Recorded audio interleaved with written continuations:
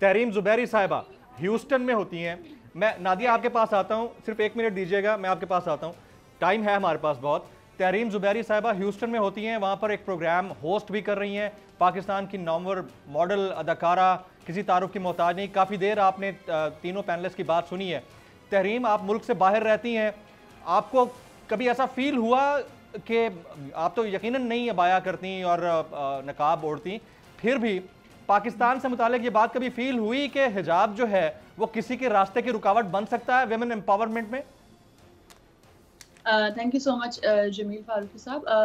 मैं सबसे पहले ये कहना चाहूँगी कि मुझे हैरत इस बात की नहीं है कि उन्होंने क्या कहा है, मुझे हैरत इस बात की है कि जिस शोबे से उनका ताल्लुक़ रहा 47 साल, वो तदरीस का शोबा था, और जो उन्होंने मिसाल दी वो एक बिल्कुल बेसलेस मिसाल है, बहुत बोधी सी मिसाल है, खोखली सी बात उन्होंने कही।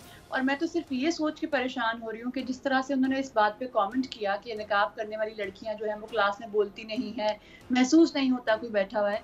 तो मैं ये सोच रही हूँ कि इस वक्त जितनी स्टूडेंट्स सर कवर करती हैं, स्कार्फ पहनती हैं या निकाब करती हैं, वो इस वक्त क्या कंफर्टेबल फील करेंगी क्लासरूम में बैठने में, और वो क्या सोचेंगी?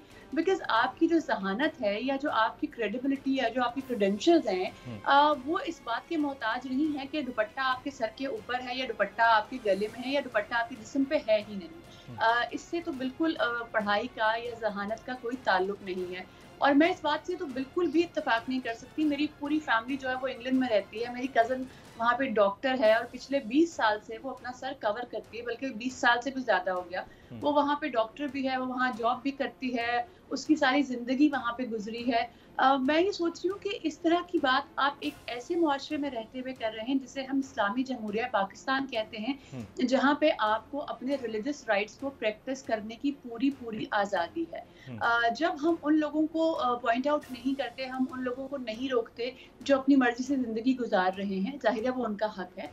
इसी तरह अगर कोई अपने रिलीजियस राइट को प्रैक्टिस कर रहा है, तो आप उसके बारे में किस तरह कह सकते हैं? ये ऐसी ही बात है कि आप कहते हैं कि जी मेरी क्लास में जो लड़का दाढ़ी रख के बैठा हुआ है वो कम ज़हीन है, या उसकी अक्ल कम काम करती है, या वो जो वो मैं पढ़ा रहा हूँ उसे समझने के काबिल नहीं है क्योंकि उसके चेहरे पे दाढ़ी है।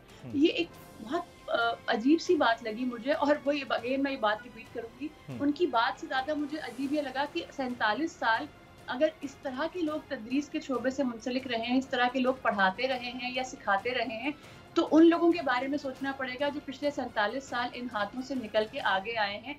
कहीं वो भी तो इसी माइंडसेट के साथ नहीं है? सब्सक्राइब करें और बेल दबाएं ताकि कोई खबर रह न जाए।